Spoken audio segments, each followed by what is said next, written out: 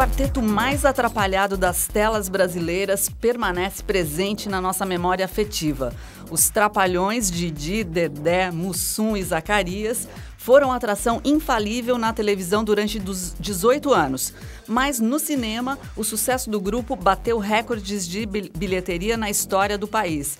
Entre 1966 e os anos 90, os Trapalhões, com seu humor singelo, estão entre as experiências mais bem-sucedidas do cinema nacional. É sobre isso que nós vamos conversar no Viva Voz de hoje, que está no ar pela rádio e também pela TV Univale. Hoje quem me acompanha é o acadêmico de jornalismo Lucas Rosa. Oi, Lucas. Boa tarde, Elisa. Boa tarde a você de casa, curtindo o Viva Voz aqui pela rádio e pela TV Univale. Lembrando que você pode e deve participar conosco aqui através do e-mail vivavozunivale@hotmail.com. Tem também o Facebook, facebook.com/vivavozunivale e o Twitter, o @vivavozunivale. Para falar sobre este tema, nós convidamos o professor Rafael José Bona, professor nos cursos de produção audiovisual e de fotografia aqui da Univale. Nosso especialista em cinema, de vez em quando ele vem aqui bater um papo com a gente. Obrigada pela presença, Bona. Obrigado. Bona, a gente quer saber logo de cara de que forma você aborda os Trapalhões. A gente te chamou aqui porque você está estudando, está pesquisando o trabalho, a obra dos Trapalhões no seu doutorado, né? Você é doutorando em comunicação e está abordando esse tema na sua tese. De que forma você está fazendo isso, Bona? Então, na real, eu tenho um apreço pelos Trapalhões já de longa data, acho que desde criança, né? Eu fui criado vendo os filmes dos Trapalhões. Então eu tive o primeiro contato com eles acadêmico. Eu fiz o meu mestrado em educação com foco no cinema educativo, na qual eu utilizei alguns elementos do cinema dos Trapalhões na minha dissertação, e eu achei assim que eu tinha que esperar o momento certo agora para abarcar e pegar muito mais produtos dos Trapalhões. E acho que o meu melhor momento foi ter escolhido como objeto da minha tese, assim. Então, é por isso que eu escolhi os Trapalhões. Já começou lá de trás, quando eu fiz o mestrado, e agora eu estou fazendo um doutorado. Então, eu não estudo só o cinema dos Trapalhões, estudo eles na televisão, nos quadrinhos e na publicidade também. Né? Então, eles trabalhavam assim com uma forma de narrativa transmídia, aí, uma espécie de uma narrativa transmídia brasileira. Legal, muito bacana. Muito bem, Bona. Os Trapalhões fizeram de 1966 até o final da década de 90, 41 filmes. Qual é a importância e a relevância deles para o cinema nacional?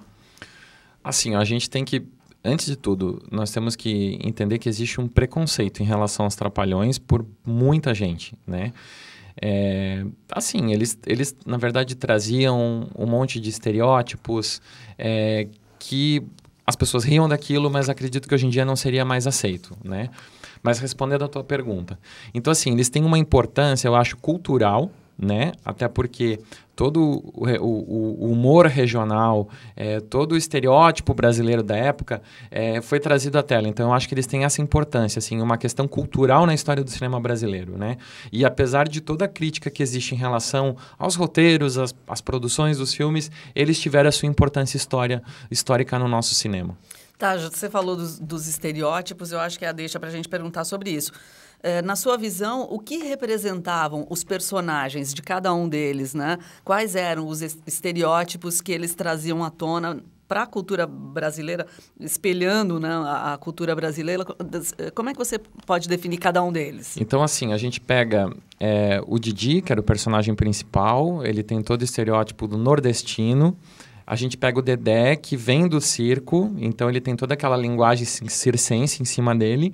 Nós temos o Mussum, que é do samba, e a gente tem o Zacarias, que é do rádio. Então, o que a gente tinha comentado antes do programa, né, que, na verdade, eles eram quatro pés que sustentavam uma mesa. Então, foram 4 estereótipos bem definidos, bem estruturados, que fizeram com que eles tivessem tanto sucesso assim. Então, se fosse avaliar pelos estereótipos, são esses. Assim, todas as narrativas deles trabalhavam com esses 4 estereótipos. E dá para a gente pensar um pouquinho do contexto de época em que esses personagens estavam atuando? Com certeza. Assim, nós vamos ver que além deles trabalharem com uma linguagem infantil, né? Porque a maioria dos filmes, a gente está falando dos filmes agora, eles trabalhavam mais para o público infantil, com objetivo infantil, ao mesmo tempo também eles traziam uma sociedade, uma realidade brasileira, uma realidade pobre, porque a maioria dos filmes dos Trapalhões, não vou falar quase todos, tá?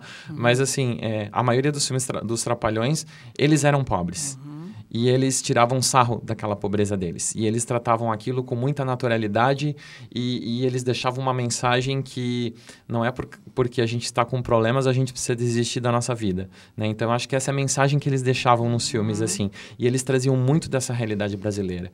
Tanto que tem é uma espécie de um poema, assim, lindíssimo, que não é bem um poema, é um texto que fala sobre a seca brasileira, que é lido logo no início dos Trapalhões e o Mágico de Oroz, que é uma paródia do Mágico de Oz. Então, eles falavam dessa questão da seca do Nordeste, o quanto é difícil, e tanto que toda a narrativa do filme do Mágico de Oroz, que é de 84, ela gira em torno dos Trapalhões que tentam levar água para uma cidade. Então, eu acho que tem essa questão deles, assim, era muito forte, assim, né? De trabalhar com brasilidades e, ao mesmo tempo, trabalhar aquilo com naturalidade. E as pessoas gostavam de ir para o cinema e dar gargalhada com isso, né?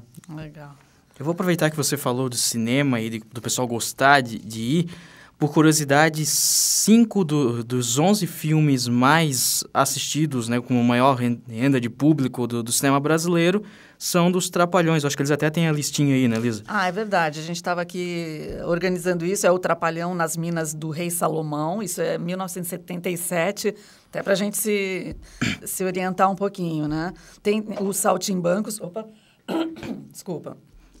Os Saltimbancos Trapalhões, de 81, os Trapalhões na Guerra dos Planetas, depois o Cinderelo Trapalhão, de 79, os Trapalhões na Serra Pelada, de 82. E eu queria agora, então, saber o que era tão atrativo nos Trapalhões que deu essa grande audiência aqui no Brasil? Então, assim, uma boa pergunta. Uma coisa que a gente tem que deixar muito claro também é assim, ó, vamos pensar agora em cinema de Hollywood, né? O cinema entrou numa crise, isso até já é tratado pelo Fernando Mascarello em A História do Cinema Mundial, ele tem um artigo que ele trata exatamente disso, que é o seguinte: o cinema entra num declínio no final dos anos 60, que é o momento que as pessoas começam a deixar o cinema um pouco de lado, porque agora era mais fácil você ter uma televisão em casa e tudo mais. Então é o momento que surge o blockbuster hollywoodiano, né? E o Tubarão foi o que iniciou, depois vem Guerra nas Estrelas. E eu acho assim que os Trapalhões aproveitaram e eles foram uma espécie de um blockbuster brasileiro, né? Então o que eles faziam? Eles trabalhavam com elementos que eram universais, assim como eram os blockbusters americanos, né? Os norte-americanos. Por que eu estou falando isso? Porque ao mesmo tempo que você...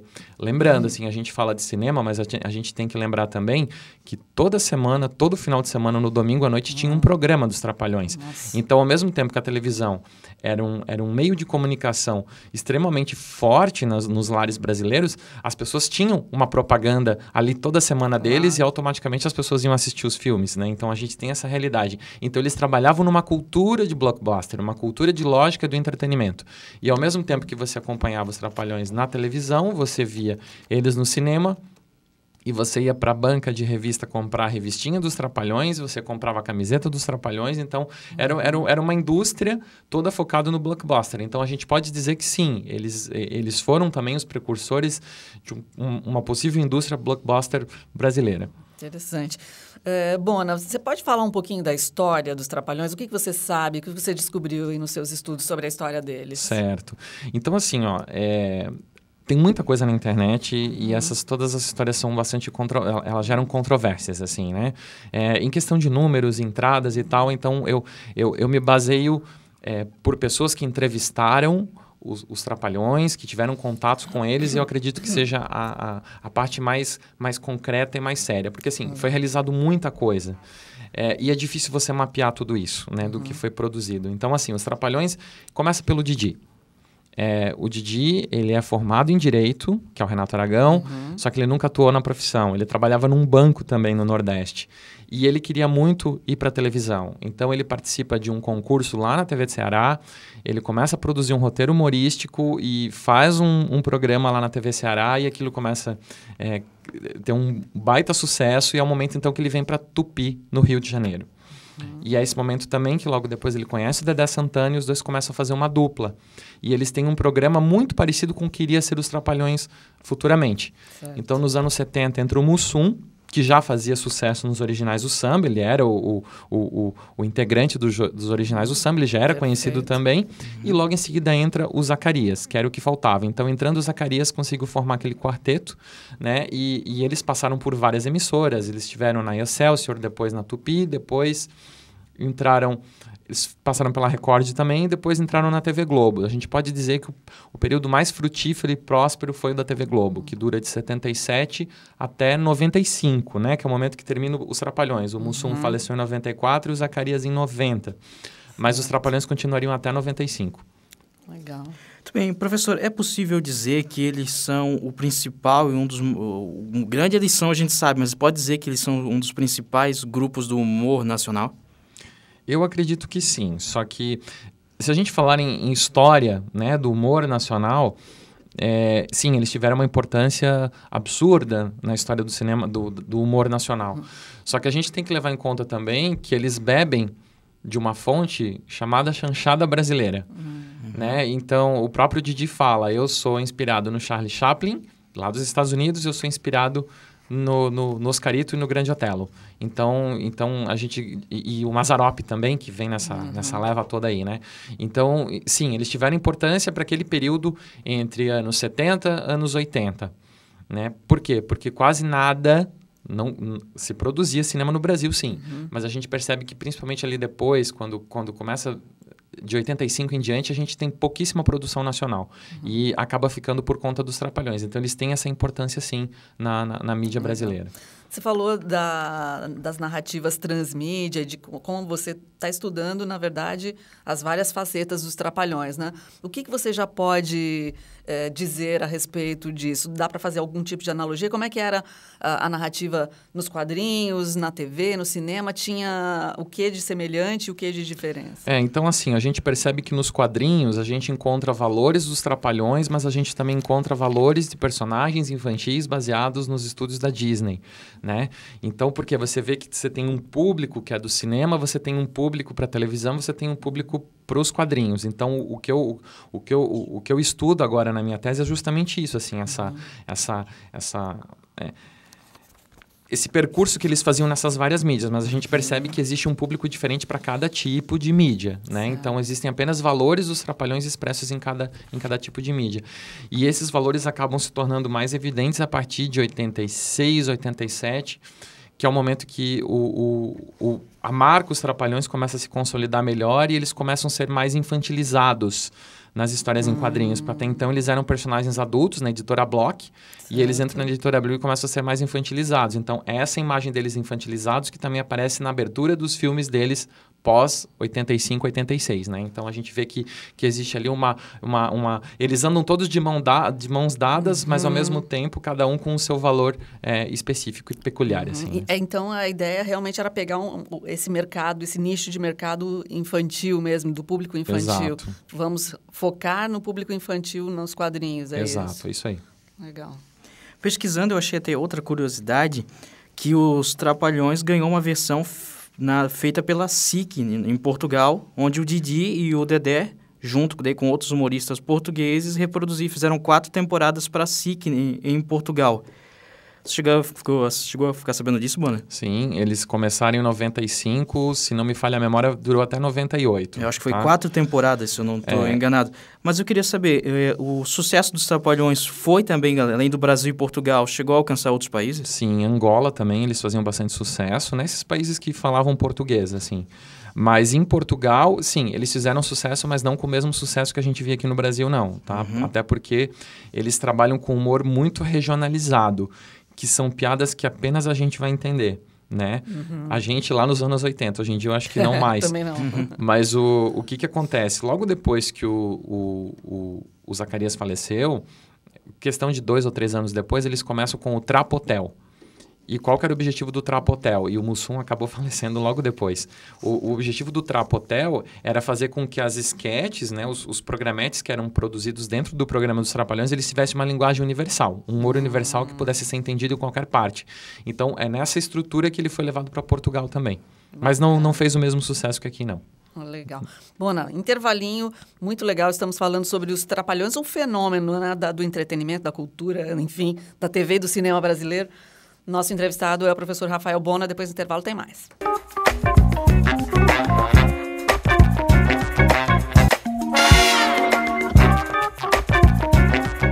Muito bem, já estamos de volta. Esse é o Viva Voz aqui pela rádio e pela TV Univale. Hoje estamos falando a respeito dos Trapalhões e o nosso convidado é o professor Rafael Bona. Professor, eu estava olhando, aproveitei para rever alguns episódios mais clássicos dos Trapalhões, até porque não é da minha época, né, o clássico dos Trapalhões, e eu reparei que antigamente o humor era um pouco mais pesado do que eu encontrei, por exemplo, na Turma do Didi, na minha infância. E até mesmo piadas um pouco mais agressivas, voltando com raça, no caso, principalmente com o Mussum. Você acha que isso teria essa fórmula? Por que a Globo, por exemplo, com o tempo resolveu mudar esse esquema de piadas? E daria certo isso hoje em dia se mantesse o clássico dos Trapalhões? Deixando claro que não foi a Globo que mudou, né? Foi o próprio grupo. Então, o que acontece? Eles tinham essa carga de preconceito, sim. Eles estavam muito cientes disso, né? E chegou o momento que eles perceberam que o nicho deles eram as crianças. Que o foco era o público infantil, não era mais o público adulto. Tanto adulto, né? Então, eles começaram a focar o humor deles mais para as crianças. Então, você vê que essa carga de preconceitos, de coisas jocosas que eram faladas nos programas, começa a diminuir logo no começo dos anos 80. Tinha bastante ainda, né? Mas aquilo era levado muito assim, de uma forma... Era uma brincadeira entre eles. E respondendo a tua outra pergunta, você perguntou se eles fariam sucesso hoje em dia. Eu acredito que não, tá? Até uma das coisas que eu comento na minha tese. Porque a gente tem que entender que nos anos 80 era mais fácil você produzir um artista midiático, né? Por quê? Porque a televisão era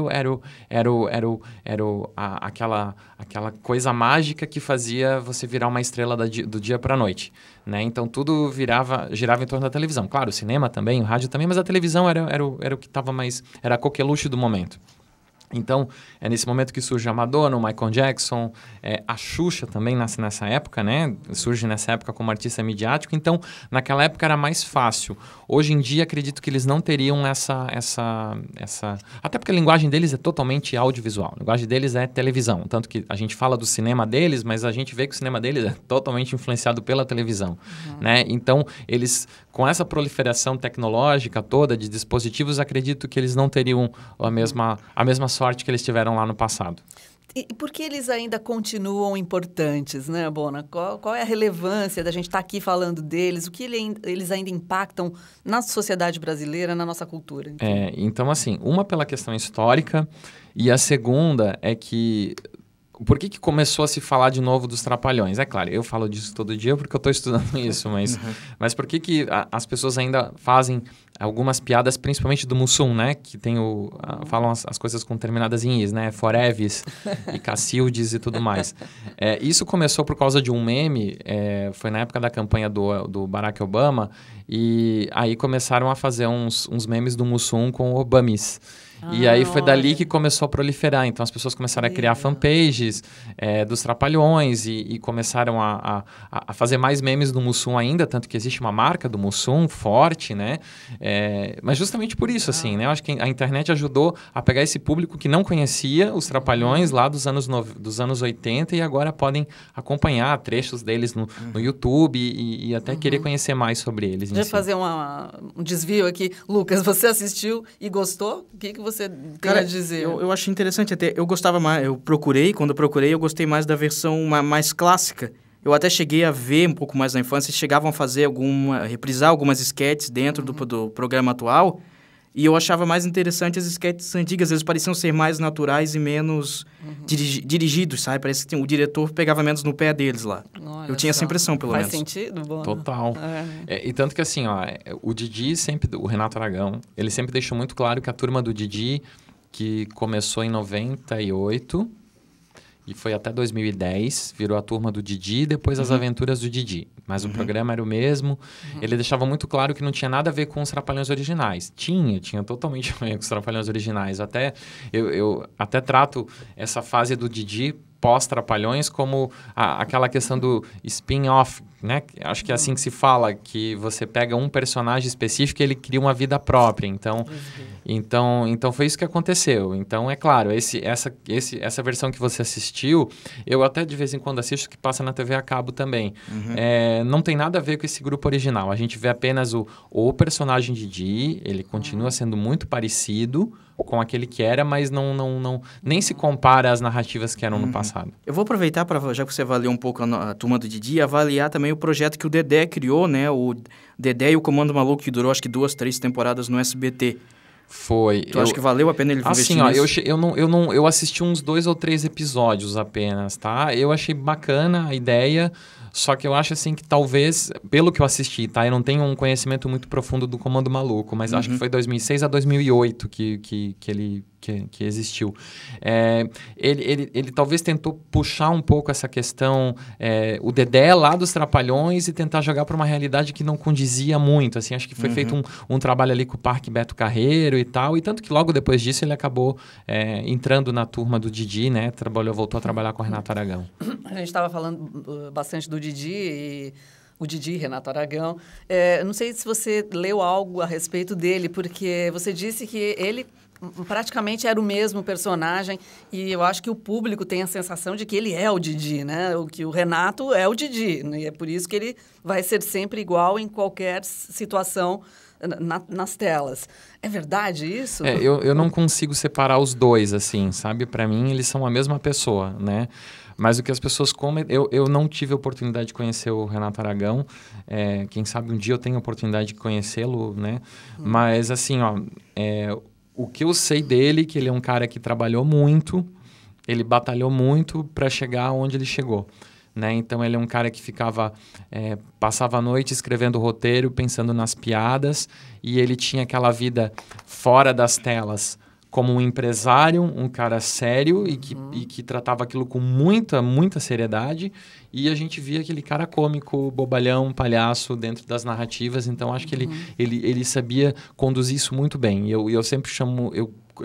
às vezes em aula eu comento sobre isso, eu sempre trato o Renato Aragão como um ótimo administrador. Era o que ele sabia fazer, ele era um ótimo administrador. Ele foi o cabeça pensante em termos de negócios mesmo, exato. Né? Nos Trapalhões, né? Exato. Você falou de humor ali, na real a gente está falando de humor o programa todo, mas eu queria saber, dá para definir assim qual é o tipo de humor dos Trapalhões? É comédia pastelão, tá? É pura comédia pastelão. Que é tombo, zombaria, cambalhotas, torta na cara. Então, isso é o que define o humor deles. É a comédia pastelão, que é um subgênero da comédia clássica, né? Na sua visão, qual foi o grande momento? Dá para fazer uma retrospectiva dos diferentes momentos e apontar o auge mesmo desse trabalho deles? Isso, claro, é uma questão bem de opinião. Assim, eu acredito que seja depois de 84, que eles tiveram uma briga, eles se separaram. E aí, a partir de 84, eles voltam. E acho que é ali que é o melhor momento deles, assim, né? Talvez porque é justamente a época que eu era criança, foi a época que eu comecei a acompanhá-los. Então, por isso que eu digo que é muito opinativo, assim. E é um momento também que eles trabalham com os clássicos muito legais, né? Eles fazem uma paródia de clássicos bacanas dos Estados Unidos, de literatura, enfim. E acho que a melhor fase deles, para mim, é essa ali, 84 até 1990. Legal. E para você, Bona, mas tu falou do momento, que é o momento mais importante, mas tem alguns filmes ou momentos da carreira que, para ti, são mais... te marcaram, por exemplo, algum filme em específico? Sim, o Saltimbancos, que não é de 84, é de 81. E a cena clássica, né, da Dança dos Bichos. Eu acho que isso marcou a minha infância, assim. O melhor videoclipe para mim na época era esse. Era aquela Dança dos Bichos dos Saltimbancos Trapalhões. Legal. Acho que já que a gente está aqui falando desse fenômeno cultural aí brasileiro, o que as pessoas ainda precisam ver, né? Já que a gente está aqui com uma geração super jovem que não teve esse contato direto, né? Você ainda recomenda? O que você recomendaria? Recomendo, só que assim, hoje em dia fica complicado. Você pega essa geração atual que já nasceu com um smartphone na mão. é complicado, assim. Então, eu acho assim, esse povo consegue acompanhar, sim, desde que tenha uma contextualização. Olha, os Trapalhões foram assim, eles eram um grupo assim, agora a gente vai entendê-los a partir desse contexto. Eu acredito que apenas jogando assim não... Ou acaba proliferando através dos memes, né? Então, não entende muito, mas sabe que aquilo é um meme engraçado. Talvez por esse viés a gente consiga atingir o público. Ok. Você está finalizando já a sua tese? Não, eu ainda tenho um tempo ainda. Eu acredito que no ano que vem, começo do ano, eu consiga defender. Eu ainda tenho algumas coisas na minha cabeça ainda que estão borbulhando, porque eu estou encontrando muita coisa, então é por isso que eu não gosto de afirmar, não, é isso. Mas qual que é a tua problemática base? Assim? Essa questão de valores dos Trapalhões nessa possível narrativa transmídia. Eu sempre falo, possível narrativa transmídia brasileira. Entendi. E a gente acabou não falando da publicidade, assim. A publicidade era extremamente importante porque a publicidade movia o grupo inteiro, né? E porque girava muito dinheiro aí também, né? E então existe muita crítica em relação a eles nos filmes, porque os filmes eram... muitas das cenas eram pensadas no merchandising em si, né? Então, você vem algumas cenas que tem alguns produtos da época, que eu não vou citar nomes, marcas, enfim, mas que acabavam fazendo parte da narrativa, assim. Então, a publicidade também tinha uma importância dentro do programa de televisão, assim como nos filmes. Eu não vejo muito isso nos quadrinhos, né? Nos quadrinhos é um pouco apagado, mas no cinema e na televisão, sim. A publicidade, ela estava bastante entrelaçada nas narrativas. Muito legal. Olha, mais uma vez a gente quer te agradecer, desejar sucesso aí para a tua finalização sair bem bacana. A gente conversou com o professor Rafael Bona, dos cursos de produção audiovisual, fotografia aqui da Univale. Obrigada, Bona, mais uma vez. Isso aí, né, Lucas? É isso aí. Muito obrigado também a você de casa que nos acompanhou em mais um Viva Voz. Suas ideias em alto e bom som. Viva!